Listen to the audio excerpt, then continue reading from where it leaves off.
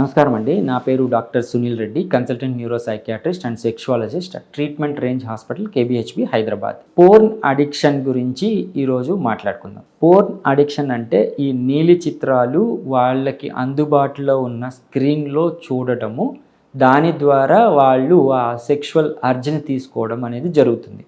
ఇది కొద్ది గొప్ప అందరూ యుక్త వయసులో చేస్తున్న అలవాటే. కానీ ఈ అలవాటు మరీ అడిక్షన్ రూపంలోకి రావటం, అంటే పోర్ను చూస్తే కానీ అంగం స్తంభించటం లేదు అన్న స్థాయికి ఎప్పుడైతే వస్తారో, సో అది విడదీయరాని థింగ్ అయిపోతుంది. అంటే వాళ్ళు ఏం చేస్తారు అంటే రియల్ సెక్స్కి వెళ్ళే ముందు ఈ పోర్ను చూస్తారు. అంటే నీలి చిత్రాలు చూసి లైక్ కనీసం ఇమాజిన్ అన్నా చేసుకొనేసి వాళ్ళ అంగస్తంభన తెప్పించుకొనేసి రియల్ సెక్స్కి వెళ్ళడం జరుగుతుంది.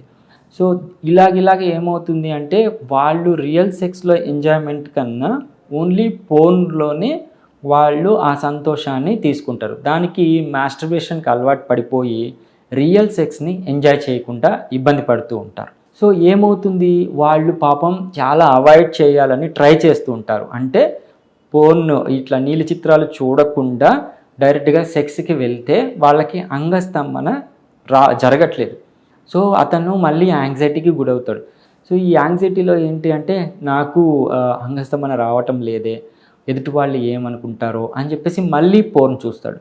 సో ఆ పోర్న్ చూసి అంగస్తంభన చేసుకొనేసి రియల్ సెక్స్కి వెళ్ళేటప్పటికి మళ్ళీ అంగం అనేది మెత్తపడిపోవటము, మళ్ళీ అంగం గట్టిగా ఉండకపోవటము, లోపలికి పెట్టే అంత పటుత్వం ఉండకపోవటము ఇలాగ జరుగుతుంది. సో దీన్ని పోర్న్ ఇండ్యూస్డ్ ఎరెక్టైల్ డిస్ఫంక్షన్ అంటాం.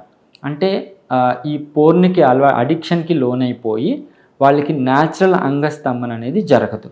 సో వీళ్ళకి ఏంటి అంటే ఇది మోస్ట్లీ కొద్దిగా మిడిల్ ఏజ్ అండ్ ఎర్లీ ఏజ్లో ఇబ్బంది పడుతున్న ఒక లక్షణం అండి. సో వీళ్ళలో వీలైనంత వరకు పోర్న్ చూడకూడదని వాళ్ళకి తెలుసు, చిన్నగా తగ్గించేయాలని కూడా తెలుసు. బట్ స్టిల్ వాళ్ళు అవాయిడ్ చేయలేరు. పోర్న్ చూడకుండా వాళ్ళకి అంగస్తంభన రాదు. సో అది ఒక్కటే మార్గం అయ్యి పాపం వాళ్ళు పోర్న్కి అలవాటు పడిపోతారు. వీళ్ళలో ఏంటి అంటే వాళ్ళకి ఫిజికల్ ఎగ్జామినేషన్ చేసి రెగ్యులర్గా నేను క్వశ్చన్స్ వేసి ఏంటి ఇబ్బంది అని తెలుసుకునేసి ఈ షాక్వేవ్ థెరపీ ద్వారా మరి అంగస్తంభన అవుతుంది కదా సార్ అంటే బేసికల్లీ ఇది సైకోసెక్షువల్ ఇష్యూ.